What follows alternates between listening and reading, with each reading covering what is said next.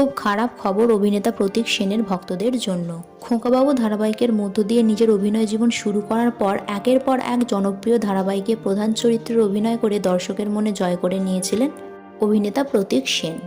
তিনি সর্বাধিক জনপ্রিয়তা পেয়েছিলেন স্টার জলসার মোহর ধারাবাহিকের মধ্য দিয়ে। এই ধারাবাহিকের সোনামণি এবং প্রতীক জুটিকে খুব পছন্দ করেছিলেন দর্শকরা। বারবার তাদেরকে নতুন ধারাবাহিকে ফিরে পেতে চেয়েছেন দর্শক। তাদের অনুরোধ রাখার জন্য এক্কা দোক্কা ধারাবাহিকে তাদেরকে আবার একসাথে আনা হয়েছিল।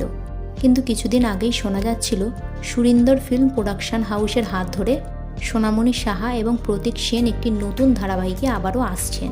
সবকিছু ঠিক হয়ে গিয়েছিল, কিন্তু হঠাৎ করেই এই খারাপ খবরটি সামনে এলো।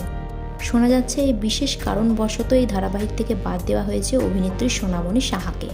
তার পরিবর্তে এই ধারাবাহিকে কাস্ট করা হবে এক নতুন অভিনেত্রীকে, অর্থাৎ এক নতুন মুখকে টেলিভিশনের পর্দায় জায়গা দেওয়ার জন্য অভিনেত্রী সোনামণি সাহাকে সরিয়ে দেওয়া হলো তার চরিত্র থেকে। আর এইদিকে দর্শক আশা করে বসে আছে প্রতীক সোনামণির জুটিকে আবার একসাথে দেখবে বলে। এই খবর সামনে আসার পর থেকেই সুরিন্দর ফিল্ম প্রোডাকশনের ওয়েবসাইটে এবং সোশ্যাল মিডিয়ার পর্দায় দর্শকদের আবেদনের বন্যা বয়ে গেছে।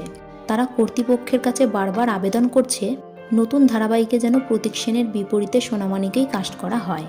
কিন্তু মনে হয় না শেষ রক্ষা হবে, কারণ ইতিমধ্যেই ধারাবাহিকের কন্ট্রাক্ট সাইন হয়ে গেছে আর কিছুদিনের মধ্যেই শুরু হবে ধারাবাহিকের শুটিংয়ের কাজ। সো বন্ধুরা, এই বিষয়ে আপনাদের বক্তব্য কি নিচে কমেন্ট সেকশনে জানাতে পারেন। ভিডিওটি ভালো লেগে থাকলে লাইক এবং শেয়ার করবেন, আর এই ধরনের নতুন আপডেট পাওয়ার জন্য চ্যানেলটিকে সাবস্ক্রাইব করতে ভুলবেন না।